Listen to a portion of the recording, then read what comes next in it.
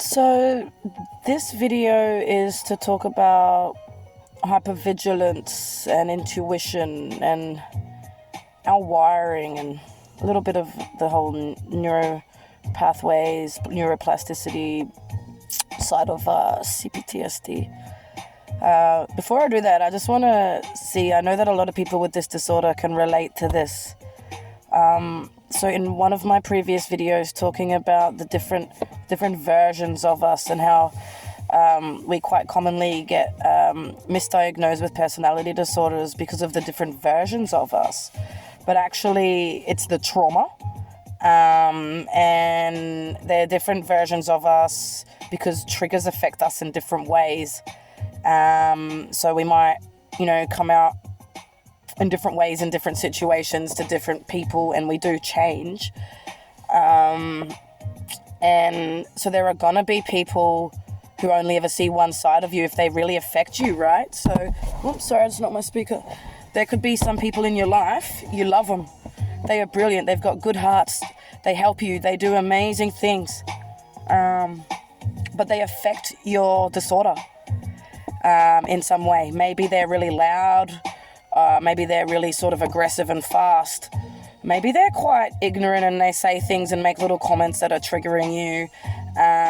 It could be anything, but in whatever it is, you love them, they're awesome, but they affect you and you're constantly holding it in because they don't get it, and you've tried to get through to them and you end up gaslit, or you end up just getting sick and triggered from explaining it, or, sometimes you got to choose your battles, and we end up placating and smiling and nodding through a lot of things that are killing us just because we don't want to hurt the other person, or we know they're not going to get it, we don't want to have drama, all that sort of stuff, right? So there are people in our lives who are only going to see us on eggshells, who are only going to see us nervous, who are only going to see us sort of flaky and scatty, because when we're around them, we can't relax, we can't be our true selves, and we are all in that fight or flight where we're scared, and the more we're around them, the more we're in it, the more, pathetic they're gonna see us as. And that's when you start getting all the lectures on how to take care of yourself, right? Because they've got no idea while they're lecturing you and judging you on why you're so fucked up, not realizing that if you weren't around them, you're so different. And you're not like that when you're not around them. So when we are safe and when we are able to just take care of ourselves and do everything we need and live our way and not feel judged and shame and all that shit, and we are switched on, there's this whole different side to us. It's almost like a superpower, right? Where you are so in tune to all your senses and that sixth sense, the intuition, the gut feeling. And I've been able to sense things before they happen when I'm in a safe space. So I could have the same scenario and react 10 different ways because I'm in 10 different environments or with 10 different people. You know what I mean? If I'm alone in a quiet, safe space, like right now, if a strange man came running at me to try and rape me, I'd be fine. I would handle it, no worries. If I was out in the city, where I'd been out stimulated and I'm already not okay, or if I was with one of my relatives who make me on eggshells and I'm living, feeling like shame. When you're already living what the fuck mode, anything comes along, it's gonna throw you. But when you're just sitting there all calm and you're taking care of yourself, we're actually able to slow things down in slow motion and really get our neurodivergency on in situations, which is how I didn't come off a camel that was bucking me like mad once. I should have died and gone under and gotten trampled by that camel, but I managed to stay on because of how my brain works. I've sensed things that are about to happen before they happen. And that's not because we actually have superpowers. We have been through things that other people haven't, and we are wired to just expect it all and see all the worst that's going to unfold. And our system gets ready to protect it, or so we preempt things all the time. That's why when I was working in immigration, I got promoted like that from just working in the auditing department when they just came off fresh onto the shore, auditing their property and making sure they had everything they need. Just as a casual, boom, few months, I'm in the head of immigration as their bait in the high security, spying, doing sit reps to the chief of immigration, head of police. Who the fuck am I? No one. It was this. Sensing things before they happen, preempting. And I don't know how everyone's thought process works, but this is why I'm pushing for people to like really look at us the same way as the people on the spectrum are, because our neuropathways have been rewired. We do process things differently. I personally see my thoughts as a visual. Like, you know those old school computers where the black screens and then the white typing comes out? I can see a thought like that. And sometimes when I'm really heightened, if people are speaking, I will see the words coming out of their mouth like I'm reading a book. But it's not visually, it's not there. I'm not hallucinating. It's like my thoughts. I'm a visual person, but it's so visual, and I can break things down a lot when I'm safe. And that's why our sensory is really affected, because our nerves and everything are just so sensitive and raw and alive and right there. So that's why we have an amplifier on, right? So we can just feel things, and that's why we can soak up energy, and a lot of us are considered empaths because we soak up and become the energy we're in. So when I'm around happy, safe people, I'm positive, I'm jolly, I'm full of gratitude, I'm loving, giving, sharing. I'll do anything to just be the best human I can be.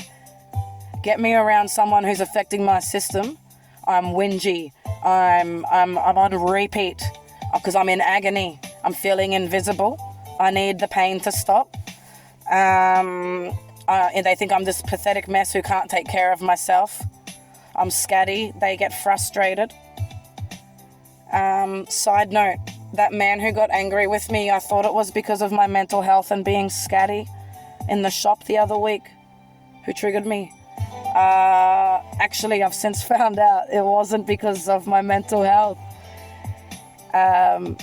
He's known as a woman hater in the whole town for like 30 plus years. He's been sitting on that same stool, abusing women and being a cunt, basically. A few locals don't even go there. One lady was telling me that her husband scruffed him once because of how she spoke to him, how he spoke to her. And quite a few of the females will just go to the next town to shop because he's just a prick. And I was like, whoa, okay, no wonder I was so triggered. See, if you're got this disorder and you're going out and suddenly something triggers you, you're going to lose all those senses.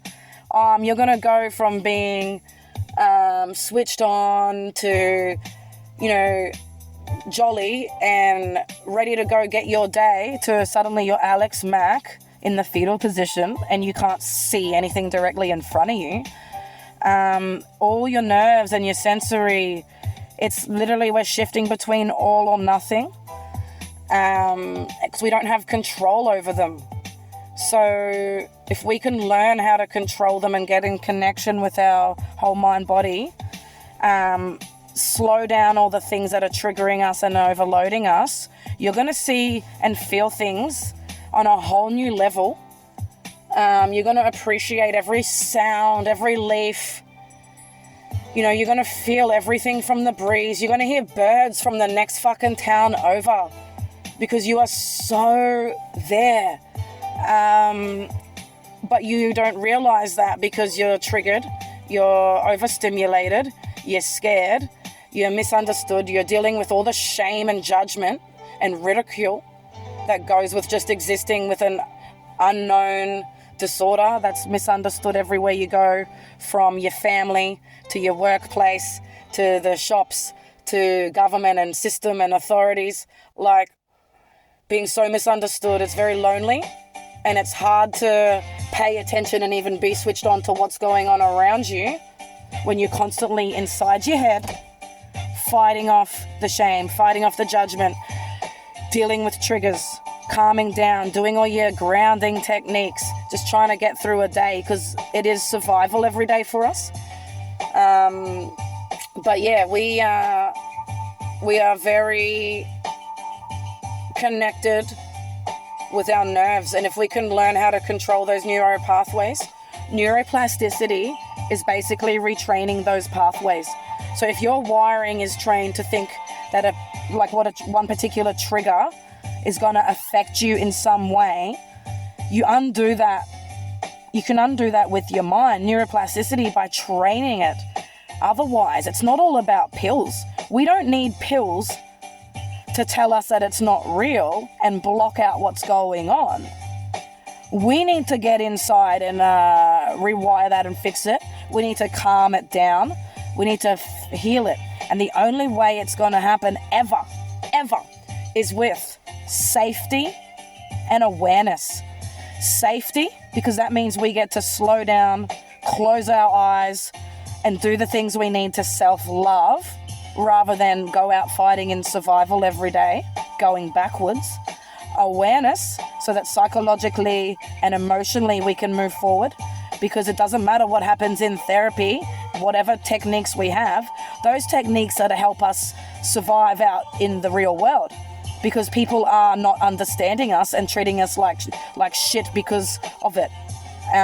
You can't communicate, they get frustrated with you.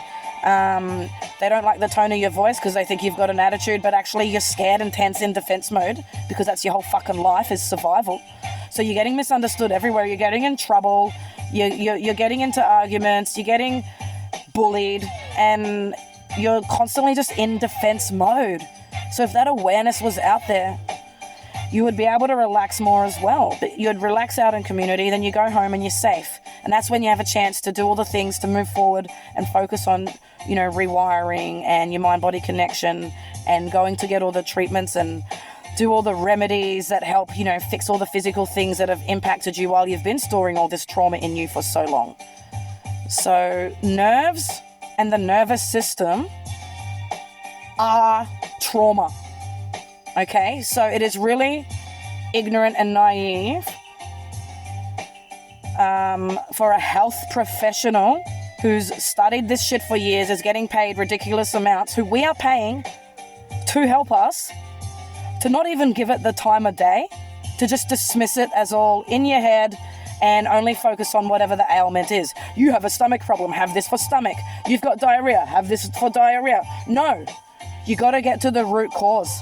So you guys, GPs, psychologists in Australia, until you actually understand the mind-body connection, study the nervous system, and are trauma aware, you are going to continue to kill us with your pills and re-traumatize us with the whole experience, make us not trust you, and get us to the point where some of us can't even come back from it.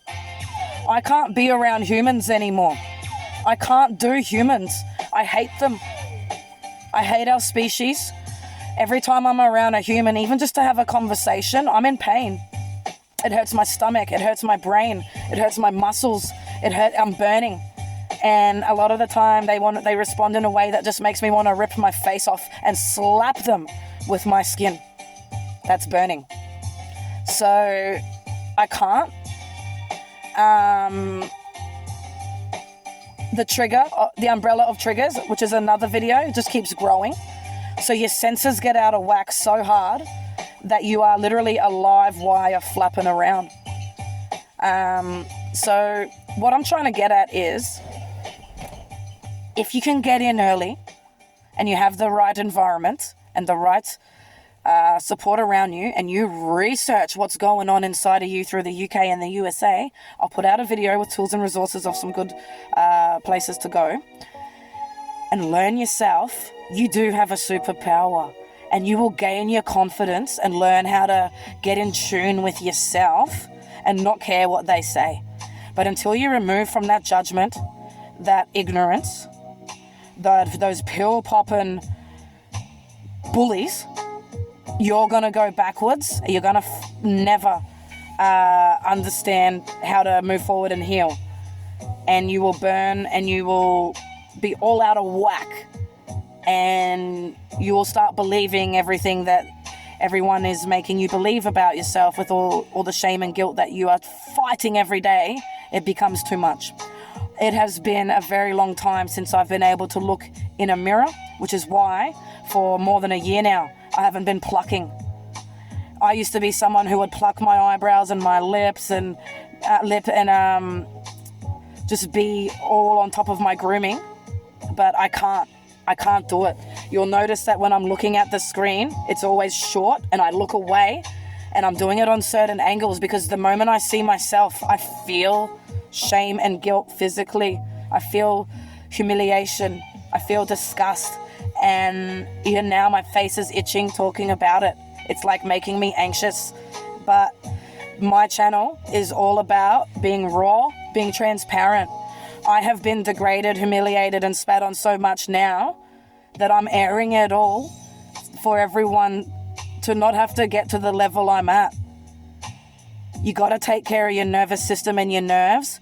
Go and slow down and get in touch with yourself and utilize your superpower rather than drown in everything that's going on and let them turn it against you, okay? You've got this, Australia. We've got this together.